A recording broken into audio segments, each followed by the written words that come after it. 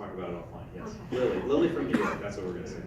Lily's gonna be your client, okay? So Bill, I want you to talk, click back one, Chris. Walk us through the exact same talk. Just dive right in. We've already done the small talk, just dive right in. Lily, what you see here, and just dive right in. So, Lily, have you ever looked at your net worth before? No?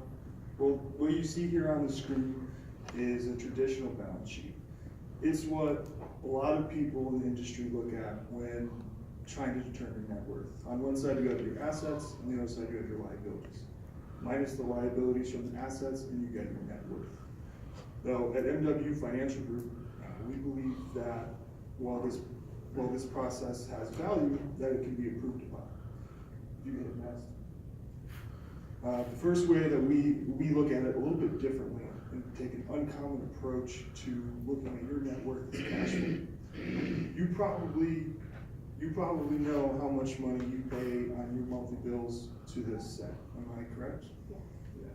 Do you know how much money you make, on like a 6-month basis? Yes. Yeah. So, but as you start to extrapolate that out further and further in time, it becomes a little less clear, I think. And by taking your income and breaking it down on a monthly basis and looking at your cash flow, I think that will be much more tangible. It'll be much clearer and concise for you to look at, and it'll make implementing strategies much easier. Next. Let's stop you right there, Bill. Awesome. Really good. Great stuff. Let's give him a round of applause.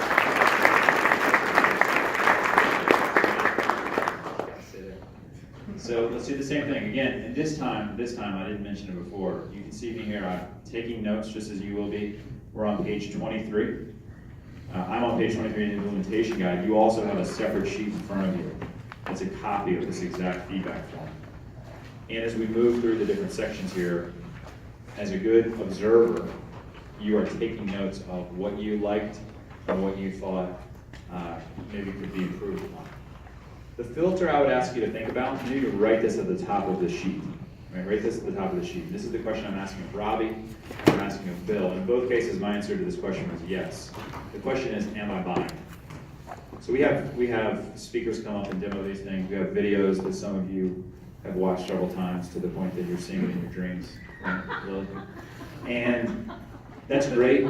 We have scripts. Your job is not to sound like anybody else. Your job is to sound like you. So our standard for is it good enough is am I buying? If I were the consumer in that chair, would I listen to Bill and say, I'm interested in hearing the next thing that Bill's going to say. So I'm buying. So that's good, right? Great. Here's some feedback. You asked some great questions. Questions I never heard. I thought they were great questions.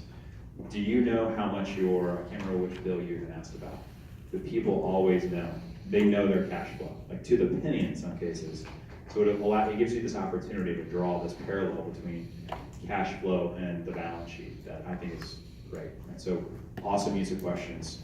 Be careful when you ask certain questions that are yes or no questions. So do you know what your net worth is? Yes or no? That could take you off, a different sort of a tangent.